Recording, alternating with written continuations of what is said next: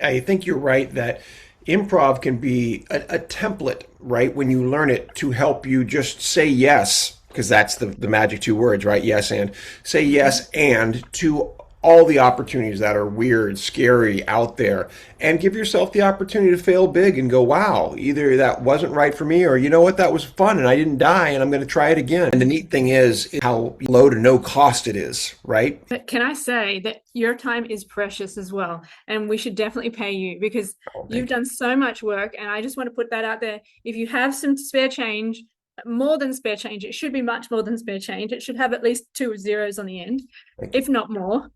Um, because your work is so valuable and to the community, and I feel like we need to support that because Thank you. it's hard for people who are doing the work, like they think you do it for love, and you do it for love.